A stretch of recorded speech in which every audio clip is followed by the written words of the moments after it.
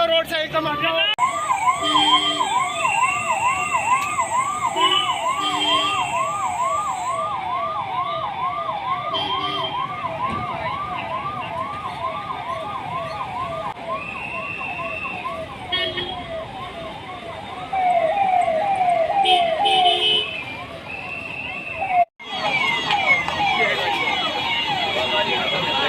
वैसे लंगाई गाड़ी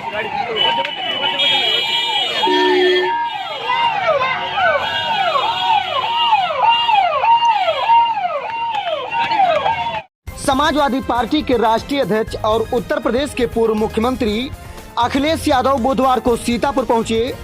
अखिलेश यादव ने सपा के पूर्व विधायक रामपाल यादव के श्रद्धांजलि समारोह में हिस्सा लिया और उनके चित्र पर पुष्प अर्पित कर श्रद्धांजलि दी। मीडिया से बातचीत करते हुए अखिलेश यादव ने बीजेपी पर निशाना साधा। श्रद्धांजलि कार्यक्रम के बाद अखिलेश यादव ने कार्यकर्ताओं से मुलाकात की, उन्हें आगामी चुनाव के बारे में बताया। कहा कि बीजेपी सरकार की नाकामियों को जनता के बीच लेकर जाना है। समाजवादी पार्टी के कार्यकर्ताओं को गांव-गांव में जागरूकता फैलाकर इस सरकार को जड़ से उखाड़कर फेंक देना है। श्रद्धांजलि कार्यक्रम में पूर्व मंत्री नरेंद्र वर्मा के साथ हजारों की संख्या में समाजवादी कार्यकर्ता मौजूद रहे। Bureau report, Sitapur, Jankranti news 24। उनका योगदान समाजवादी पार्टी को मजबूत करने के लिए लगातार बना रहा है।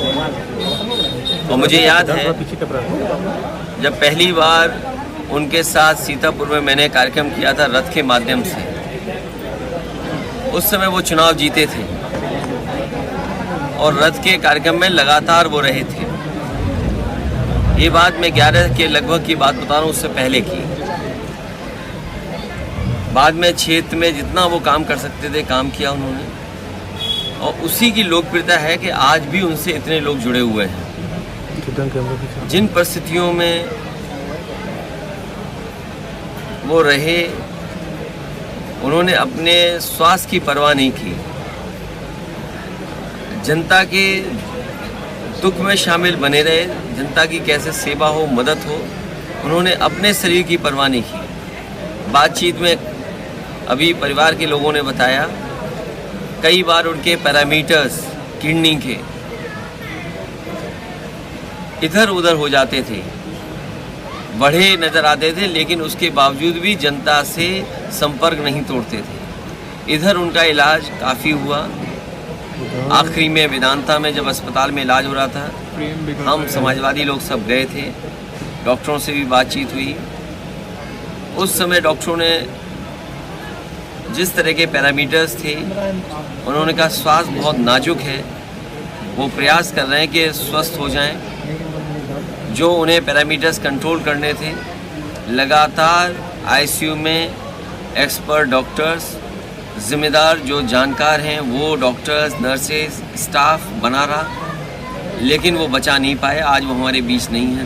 घोसी चुनाव में कैसे देखते हैं? घोसी चुनाव इसलिए चुनाव भारतीय जनता पार्टी के लिए नहीं बचा क्योंकि वहाँ की जनता ने मन बना लिया है कि जो हमारा प्रत्याशी है सुधाकर सिंह, जो जनता की सुध लेता है, सुबह शाम दिन रात चौराहे पर उनके पड़ोस में उनके पास रहने वाले प्रत्याशी को ऐतिहासिक वोटों से जिताने जा रहे हैं। ये जितने मंत्री जा रहे हैं ये अपना काम नहीं बता रहे हैं। ये मंत्री अगर जा रहे हैं घोसी में तो कम से कम ये बताएं कि दिल्ली की 10 साल की सरकार में और उत्तर प्रदेश की 6 साल के लगभग की सरकार में उन्होंने जनता को कितनी राहत दी है, कितनी सड़कें बनी हैं, कितने पुल बने हैं, कितनी स्वास्थ्य इंतज़ाम बेहतर हुए हैं, कितनी शिक्षा के क्षेत्र में काम हुए हैं, या नौजवानों को नौकरी रोजगार दिया है। बुनकरों का जितनी कुछ योजनाएं थीं सब छीन ली गई। बुनकरों को जो सुविधाएं मिलती थी वो छीन ली गई। आज हर घर में मीटर लगा दिया सरकार ने। मैंने तो सदन में पूछा कि मुख्यमंत्री जी कम से कम ये बताओ कि आपने कौन सा बिजली का कारखाना बनाया? एक भी बिजली का कारखाना मुख्यमंत्री जी ने नहीं लगाया। ये जितनी बिजली मिल रही है आज उत्तर प्रदेश को, चाहे सीतापुर को, चाहे लखनऊ को, ये वही समाजवादियों की देन है। जो बड़े बड़े कारखाने, सब स्टेशन और ट्रांसमिशन लाइन बनी थी, उसी की वजह से बिजली उपलब्ध हो रही है। इन्होंने केवल एक काम किया, मीटर लगा दिया और हर गरीब के यहाँ हजारों का बिल भेज दिया, हजारों का बिल देना पड़ रहा है, और वो बिल नहीं दे पा रहा है उसको नोटिस मिल रहा है या पुलिस परेशान कर रही है। सीतापुर में मायावती ट्रॉमा सेंटर बनवाया गया था, अभी तक चालू नहीं हो पाया है। जब तक ये बीजेपी सरकार नहीं जाएगी ट्रॉमा सेंटर नहीं चालू होगा। लोकसभा चुनाव में कितनी सीटें इंडिया की रहेंगी इस बार? इंडिया और समाजवादी पार्टी सभी सीटें जीतने जा रही है।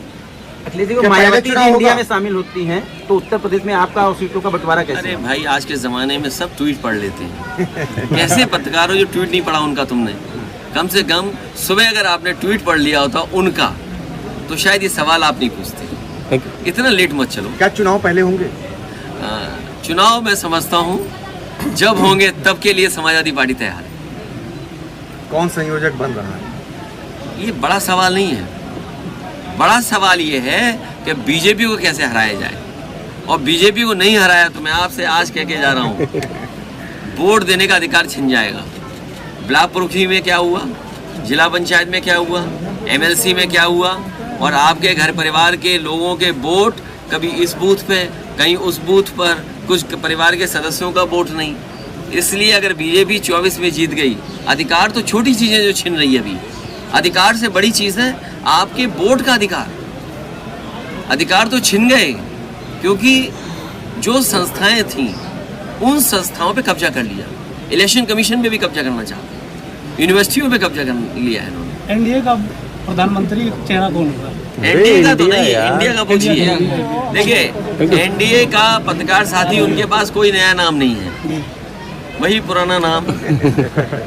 और फिर 10 साल की क्या उपलब्धि है और लखनऊ की क्या उपलब्धि है, उनकी महंगाई उपलब्धि है। और सोचिए कितने महीने, 10 साल में पहली बार रक्षाबंधन आया बीजेपी के लिए। सोचिए 10 साल में पहली बार बीजेपी का रक्षाबंधन आया जिसमें 200 रुपए उन्होंने सिलेंडर के कम किए।